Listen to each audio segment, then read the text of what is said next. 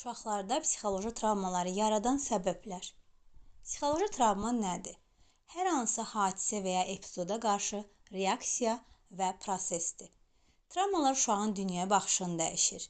Travmalar həm psixoloji, həm də fizioloji ola bilər. Lakin biz stres və travma arasındakı fərqi bilməliyik.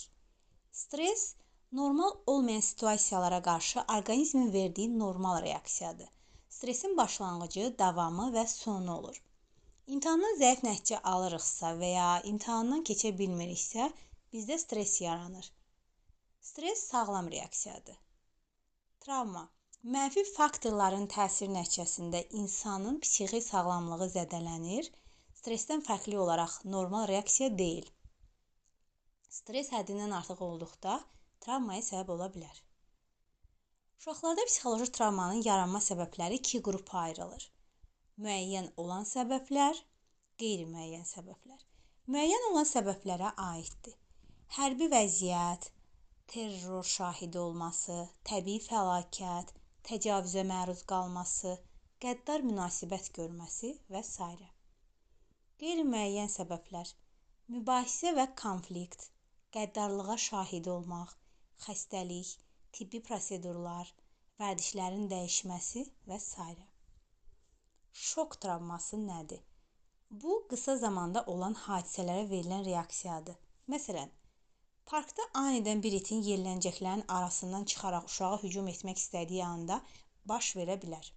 Həm fiziki, həm də psixoloji ola bilər. Əlamətləri bunlardır.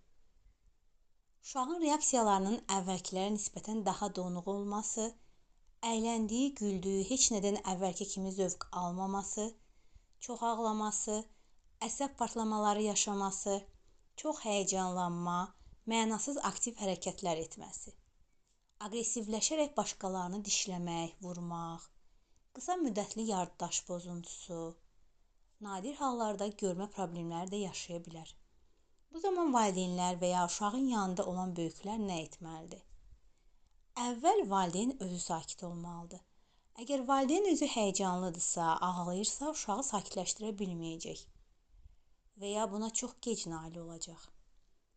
Daha sonra uşaq hadisə baş verən yerdən uzaqlaşdırılmalıdır və valideyn onu bərk-bərk qucaqlamalıdır. Uşağı sakitləşdirmək, ağlamasına mane olmaq lazım deyil.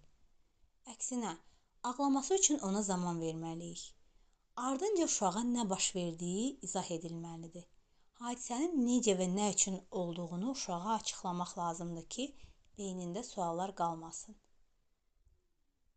Ona hər şeyin geridə qaldığını demək lazımdır və buna inandırmaq lazımdır. Uşaq baş vermiş hadisəni həmin gün ilk yuxuya gedəcəyi zamana qədər unutmağa başlamalıdır. Əks halda yuxu prosesində uzun müddətli yaddaşa keçə bilər. Əgər valideyn uşağın yanında olmayıbsa, hansı əlamətlərdən uşağın travma keçirdiyini öyrənə bilər? Uşaq anidən dırnaq yeməyə başlayır, qorxuları yaranır. Bu həm keçmişlə bağlı, həm fantaziyalarından hiss edilir. Özünə qapanır, yuxusu pozulur, yatmağa getmək istəmir. Oyunlarına diqqət etsək, travma aldığı situasiyanı təkrar canlandırmağa çalışır. Hansısa xroniki xəstəlikdən müalicə alıbsa, misal üçün asma, xəstəlik geri qayıda bilər. Tiklər və kəkələmə yarana bilər. Şok travmasının fəsadları nələrdir? Posttravmatik stres ağır psixi haldır. Yaşanmamış emosiyalar yaddaşda qalır və istənilən zaman üzə çıxa bilər. Bu, yuxuda, qorxulu yuxular, həyəcanın artması ilə panik atak və ya aqressiv davranışla özünü göstərir. Fəsadları aradan qaldırmaq üçün bunlara əməl etmək lazımdır.